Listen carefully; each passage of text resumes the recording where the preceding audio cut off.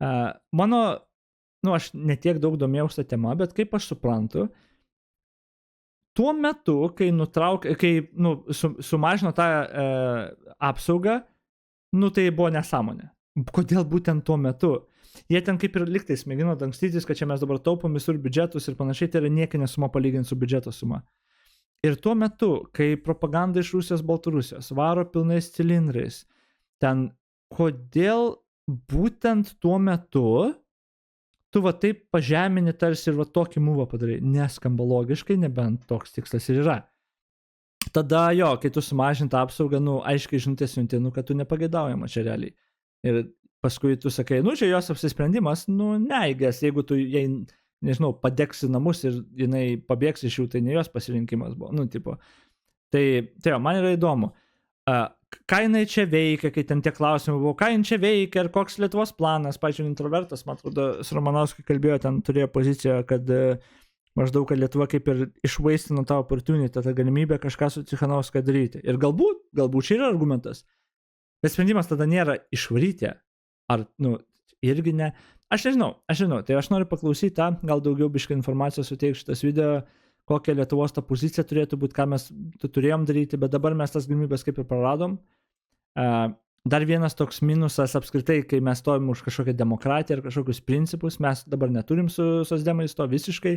Ir dar vienas pataikavimas Lukašenkai ir, nežinau, skamba tiesiog ne Lietuva, kurios sprendimais galima kaip čia didžiuotis, kai tuos sprendimus priminėja socdemai šitie. Ir žinot, kas bus, kai socdemai 3 dar metus skirs santykiams su Kinija ir Baltarusija švelninti ir dalins jiems handjobus kas 2 sekundės, Ruginienė gal asmeniškai, dar padalins, ateis kažkokie gal kiti valdžia ir tada Lietuva turės vėl pasiūsti kažkokią aiškę žinutę pasauliui, kad mes čia buvo praeita vyriausybė, nesusipratimas, Lietuva vis dar nėra, komunistinė ar ten rusams prijaučianti degradavų šalis. Ir mes turėsim kažką padaryti, man atrodo, mes turėsim labai aiškiai išdėstyti tas pozicijas. Vėlgi, čia jeigu iš tikro pasikeis politikai, laimėjusios partijos, jeigu iš tikro tai pasikeis. Ir tada jie visi kaltins, kad kaip ir Landsbergis, kad kaltino, kokia čia prasmė buvo, nuostolis mums kainuoja ir panašiai.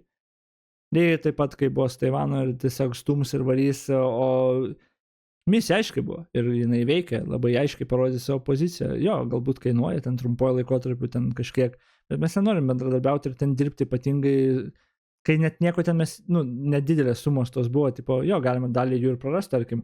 O tada šitie parodo tikrai savo veidą, iš karto pradėjo tenais teismais, ne teismais jie pradėjo, jie ten boikotais labiau pradėjo iš karto tipo bausti, bet jie ir parodo, kad jie yra tie teroristai, kodėl ir nereikia su jais dirbti. Iš esmės. Jau geriau su kitais tada sandorių ieškoti, negu su tokiais. Bet ne. Ruginienė ir socdemai galvoja, kad ne. Į kitą pusę reikia eiti vis dėlto. Jo, įdomu, kaip čia bus. Kaip įmanoma, ar įmanoma tiesiog atsukti viską atgal? Ne tik, kad atsukti, bet pakeisti kryptį. Aš nežinau, ar tai įmanoma. Nes reputacija yra sunku bildinti ir lengva labai prarasti. Amerikos pavyzdys tą labai gerai iliustruoja. Aš labai nenoriu, kad dar po 3 metų visa Europa mūsų ateinančiams 10 metų plus matytų kaip Vengrija ar kaip ten, kažkokia Europai nepriklausančia degradų šalį kažkokia. Aš labai nenoriu šitą. O dabar mes į tą pusę ir sukam šitą laivą. Iš lėto kol kas, bet į tą pusę sukam. Viską, ką daro realiai. Tas yra labai liūdna.